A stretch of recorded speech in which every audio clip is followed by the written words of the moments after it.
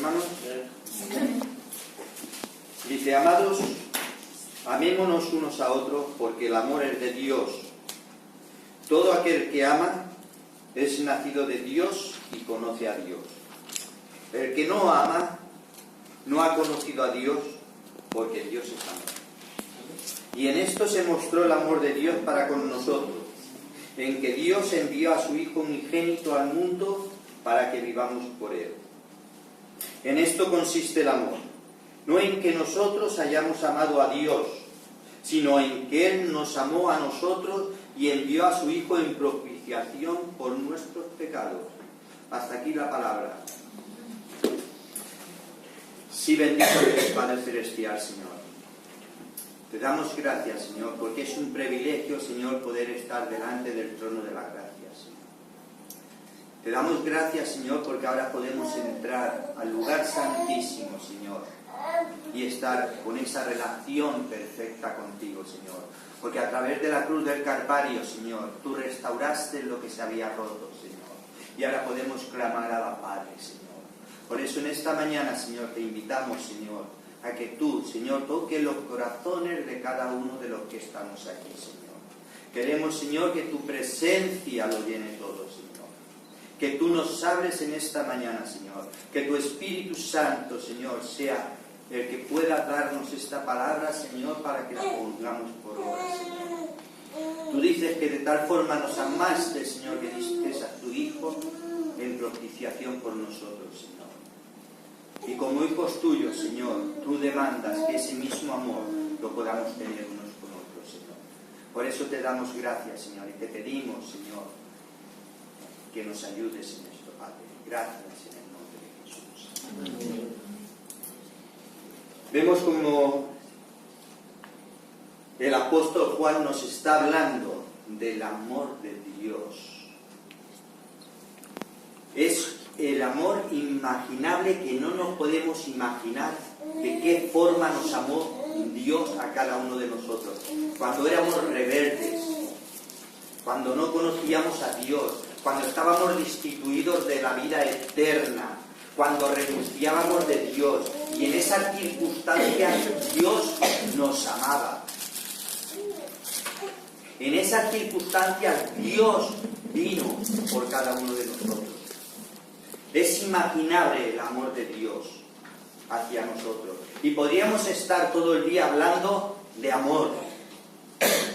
Y de hecho hay muchas personas, muchos escritores que escriben libros de amor, poemas, incluso películas de amor. Se hace teatro de amor. Y podríamos hablar mucho. Pero aquí el apóstol Juan nos está hablando del interminable amor de Dios incondicional, de un amor que no tiene explicación, de que cuando nosotros lo rechazábamos, Él aún venía a buscarnos. Es que en nuestra vida, a través de nuestros hechos, decimos, ¿cómo el Señor ha podido hacer esto? ¿Por qué yo merezco esto? Pero es que dio lo más precioso que tenía, a su hijo, a su único hijo, para que viniera y muriese por nosotros. El apóstol Juan nos resume el amor más grande que pueda existir en estos 4 versículos que hemos leído. Y es el amor de Dios hacia el hombre pecador. Es el amor de Dios hacia el hombre pecador cuando estábamos destituidos de la vida eterna, cuando estábamos condenados, y el amor de Dios vino a por nosotros.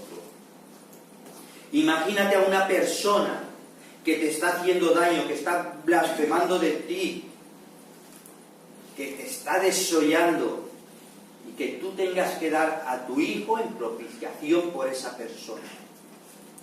Y tú dices, yo voy a dar eso. Pues eso es lo que hizo Dios.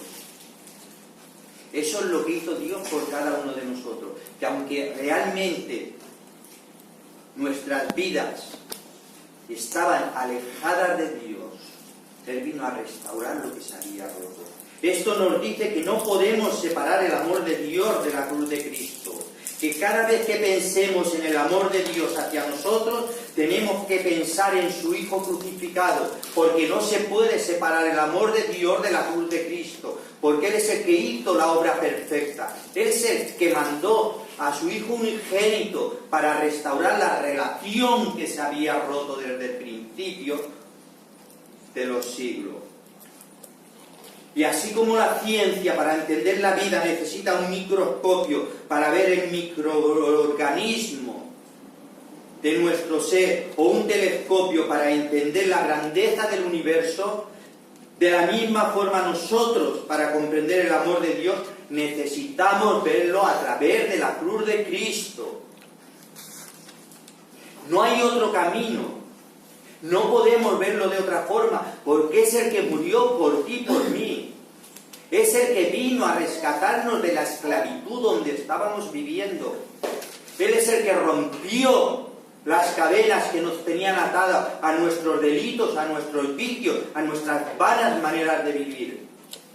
Y ahí es donde vino Dios a actuar y a darnos la libertad.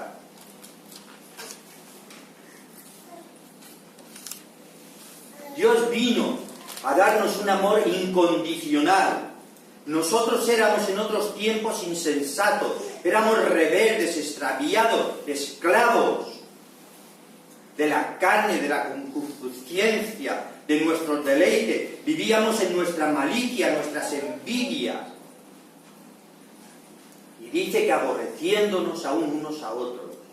Esa era nuestra vana forma de vivir antes de conocer a Cristo como Señor y Salvador.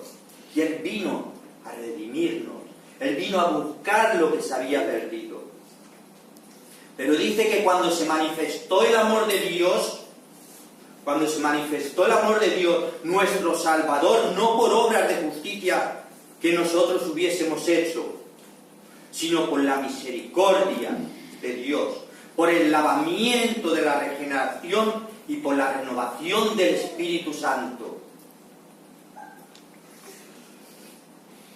Dios nos salvó por un acto de amor. Dios vino a salvarnos por un acto de amor, por medio de su misericordia y su gracia. Aunque no lo merecíamos, Él vino y derramó su misericordia y su gracia, sin nosotros merecerlo, sin nosotros tener absolutamente nada que pudiéramos hacer para salvarnos, porque no teníamos nada, ni teníamos nada que pudiéramos hacer para poder salvarnos de la condenación en la cual estábamos. Por eso Cristo tuvo que mandar a su Hijo a la cruz del Calvario, para restaurar lo que se había roto. Sin tener nosotros nada, absolutamente nada que pudiéramos hacer para salvarnos por nuestros medios, Él nos salvó sin ninguna condición. Encima no nos puso ninguna condición. Misericordia, fue la misericordia de Dios. La misericordia es no darnos lo que nuestros pecados merecían, que era la condenación, pero Él no vino a darnos la condenación. La gracia es que Dios no nos dio a nosotros, no nos dio lo que merecíamos, sino nos dio la salvación. Esa es la gracia de Dios, que sin merecerlo nos ha hecho que podamos participar como hijos de Dios y tener la vida eterna. Dios nos dio un amor tan grande que nos libró de la ira de Dios. Por eso primera de Juan 4:10 dice: en esto consiste el amor, no en que nosotros le hayamos amado, sino que Él nos amó a nosotros primero. En esto consiste el amor, no en que nosotros hayamos amado a Dios, sino que Él nos amó a nosotros primero. Y envió a su Hijo en propiciación por nuestro pecado. ¿Sabéis lo que es propiciación? Propiciación significa quitar la ira. Quitar la ira a través de un acto justo, porque nosotros habíamos sido transgresores de la justicia de Dios. Nosotros habíamos transgredido la justicia de Dios. Por eso la ira de Dios estaba sobre nosotros. Y esa ira fue quitada a través de la cruz de Cristo. Nosotros habíamos sido, hermanos y hermanas, transgresores de la justicia de Dios, y el sacrificio de Cristo es lo que vino y restauró la transgresión del hombre y nos reconcilió con el Padre. La ira de Dios tiene que ser derramada siempre sobre el pecador. Por eso, hermano, tenemos que hacer morir lo terrenal. Tenemos que hacer morir lo terrenal en nosotros, dejar las impurezas, las pasiones desordenadas, los malos deseos, la avaricia, que es idolatría. Como dice, que las cosas por las cuales viene la ira de Dios sobre los hijos de la desobediencia. Sobre todas esas cosas es por lo que viene la ira de Dios sobre los hijos de la desobediencia. La única forma de... Perdón, hermano. La única forma de quitar la ira de Dios era por medio de un acto de la propiciación, por medio de un acto del sacrificio de Dios. Propiciación en el Antiguo Testamento era el pacto que era hecho por medio de la sangre de los animales, que era derramada en el propicietario. Pero ahora nuestro Señor Jesucristo ha derramado esa sangre por cada uno de nosotros. Señor Jesucristo ahora ha hecho el sacrificio perfecto por cada uno de nosotros, hermanos y hermanas.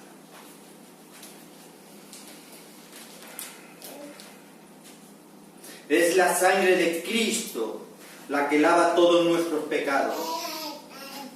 No importa quién has sido, no importa lo que hayas hecho, importa el presente, importa en quién has creído, importa en quién ahora has depositado tu fe. Eso es lo que importa ahora en estos momentos. El Señor dice que las cosas viejas pasaran, he aquí todas son hechas nuevas en Cristo Jesús. No importa nuestro pasado, importa nuestro presente y en quién hayamos depositado nuestra fe. Es la propiciación por nuestros pecados, y no solamente por los nuestros, sino por todos los del mundo, por todos aquellos que creen y guardan sus mandamientos. La ira de Dios fue derramada sobre él. Cuando Cristo fue a la cruz, fue sustituto nuestro.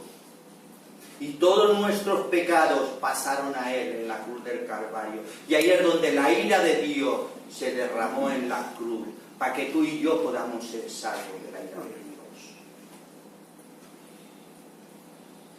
Por eso cuando estaba orando decía, Padre, si puedes haz pasar de mí esta copa, pero no se haga mi voluntad, sino hágase tu voluntad. Que no sea mi voluntad, sino tu voluntad. Este, hermano, es el amor tan grande de Dios, que Él pagó el precio que nosotros teníamos que pagar. Él pagó el precio que tú y yo teníamos que pagar. Cuando una persona recibe a Cristo como su Señor y Salvador de su vida, la ira de Dios es apartada de su vida por medio del sacrificio de la cruz. Cuando una persona recibe a Cristo, la ira de Dios es apartada por medio del sacrificio de Cristo Jesús. Toda persona, pero toda persona que rechaza la salvación por medio de Jesucristo, la ira de Dios dice que permanece, por cuanto anula el sacrificio de Cristo en su vida. Por eso dice que el que cree en el Hijo tiene vida eterna, pero el que rehúsa creer en el Hijo no verá la vida, sino que la ira de Dios estará sobre él, que la ira de Dios estará sobre él. Hermano, el amor de Dios es tan grande que nos lleva a la redención. Como dice Isaías 62:12, dice, seréis un pueblo santo, pueblo escogido, un pueblo redimido de Jehová. Seremos pueblo santo, redimido de Jehová. Redimir significa pagar un precio. Redimir significa rescatar. Y Cristo vino a rescatarnos. Él vino a rescatarnos del enemigo que nos tenía prisioneros. Nosotros éramos todos esclavos del pecado y nadie podía pagar nuestras deudas para darnos libertad. Solo lo pudo hacer Cristo por medio de su amor, por medio de la cruz. Dice que Él se dio a sí mismo. El Señor Jesús se dio a sí mismo en pago por medio de nuestros pecados para libertarnos del presente siglo malo. Para libertarnos del presente siglo malo, conforme a la voluntad de nuestro Dios y Padre Celestial. Él fue el que pagó por medio de su sangre. Es en Él en el que tenemos redención. Por su sangre tenemos perdón de los pecados. Dice que según las riquezas de su gracia interminable, Él ha purificado nuestras almas a través de la obediencia. A través de la obediencia, a través de la verdad, mediante el Espíritu Santo. Para que haya un amor, fraternal. Que no sea un amor fingido, sino que sea un amor fraternal y no fingido. Los unos con los otros. Por eso dice el Señor que en esto conoceréis que sois mis discípulos, si tuvierais amor los unos con los otros. Él nos ha dado la libertad, porque dice estar siempre firmes en la libertad con que Cristo nos hizo libres. No estéis otra vez sujetos al yugo de esclavitud. Él ha venido para que podamos gozarnos. Él ha venido a darnos libertad, para ser libres, para que disfrutemos de la libertad. Dice disfrutar de la libertad en la cual yo os he dado. Eso es lo que tenemos. Por eso somos más que vencedores en Cristo Jesús. El Señor nos amó tanto que vino a buscar lo que se había perdido. Él vino a por cada uno de nosotros. Así como antiguamente había un mercado de esclavos, y no digo antiguamente porque hoy casi ya está existiendo también, porque vemos cómo las mafias cogen personas, las llevan y se las pasan una a otra y son personas vividas. Pues de la misma forma que antiguamente había un mercado de esclavos y donde los ricos iban a comprar personas para su hacienda, Dios en su misericordia vino a este mundo, se hizo hombre en busca de nosotros, porque Él vino a comprar en el mercado de esclavos para darnos libertad. Él vino a romper las cadenas que nos sujetaban. Él vino a ese mercado de esclavos a comprar tu libertad y mi libertad. Primera de Corintios 6:20. Dice que hemos sido comprados por precio. Hemos sido comprados por precio, por la sangre de Cristo. Y si eso tú lo consideras en tu vida es para glorificar a Dios, dice, glorifica a Dios en vuestro cuerpo, vuestra alma y en vuestro espíritu, porque pertenece a Dios. Por eso somos templos del Espíritu Santo, porque pertenecemos al Señor. Él es el que nos ha comprado y Él es nuestro. Él nos sacó, hermano, del mercado de esclavitud y nos sacó de la vida de pecado. Él nos libró de la potestad de las tinieblas, nos trasladó al reino de su amado Hijo, en quien tenemos redención, por su sangre y el perdón de nuestros pecados. Nos sacó ¿para qué? Para darnos libertad. Él vino a sacarnos para darnos libertad. No hemos recibido espíritu de esclavitud para estar otra vez en temor, sino que tenemos y hemos recibido el espíritu de adopción para clamar, Padre amado, Abba Padre. Ahora podemos tener esa relación directamente con el Padre y no hay ningún velo que nos impida que podamos pasar al lugar santísimo como antiguamente Tenían ese velo los sacerdotes y solamente podían entrar una vez al año. Ahora podemos entrar diariamente y en cualquier momento a tener esa relación con nuestro Padre. Los temores, hermanos, los temores más grandes de las personas son provocados por la culpabilidad. Son provocados por la desobediencia. Por eso, la desobediencia a Dios nos lleva al temor. De hecho, cuando Adán pecó, cuando Eva y Adán pecaron, el Señor dijo: Adán, ¿dónde estás? ¿Dónde estás tú?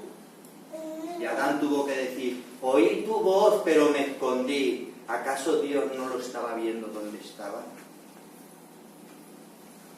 No es omnisciente, omnipresente, omnipotente, pero Dios quería ver en esa persona su reacción. ¿Dónde está? No, tuve miedo y me escondí. ¿Acaso Dios no tenía una relación con Adán? ¿No le visitaba? ¿No estaba con él? ¿No hablaba con él? ¿Por qué tenía miedo? Por la desobediencia. Cuando desobedeces a Dios, el temor entra en tu vida. Cuando desobedecemos a Dios, el temor entra en tu vida. ¿Cuántos, muchas veces, de nosotros, si yo levanto la mano, cuántos de nosotros nos hemos escondido de Dios? Algunas veces, ¿cuánto nos hemos escondido de Dios y hemos dejado de orar, de leer la Biblia, porque teníamos miedo de que pensara Dios? ¿Qué hemos hecho con nuestra persona? ¿Qué hemos hecho de nuestra conducta? Porque hemos desobedecido a Dios y hemos entrado en lugares desérticos, dejando de orar, dejando la palabra de lado, hasta que el Señor ha tenido que venir otra vez a nosotros.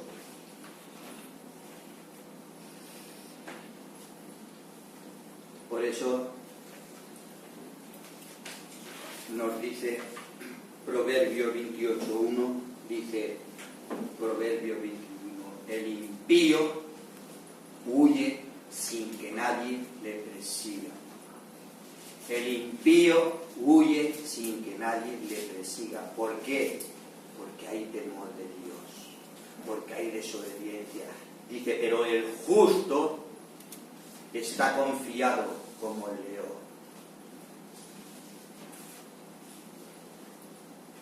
El impío tiene temor al castigo y a las consecuencias de nuestros pecados, pero dice que el perfecto amor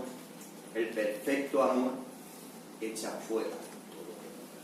Y quiero concluir, queridos hermanos. Me gustaría que leyéramos 1 de Juan 4:18.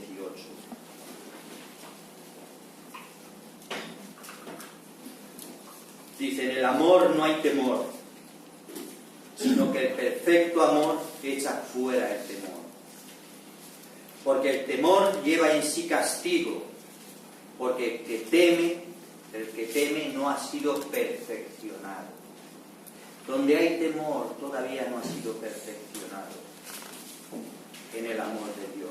Dios nos da su perdón por medio de la sangre de Cristo derramada en la cruz del Calvario. Dios, a través de su perfecto amor, nos ha perdonado y dice que nunca se acuerda de nuestros pecados, porque a través de la sangre de Cristo han sido emblanquecidos. Por eso Él nunca se acuerda de nuestros pecados. Y yo no sé si la palabra en esta mañana a lo mejor te puede haber confrontado tu pasado, el presente o algo. No lo sé. Particularmente yo, viendo el amor tan grande de Dios, viendo el amor tan grande de Dios y tan desinteresado de Dios, muchas veces me pregunto, ¿qué he hecho yo para que Dios me ame? Muchas veces me pregunto, ¿qué he hecho yo para que Dios me ame?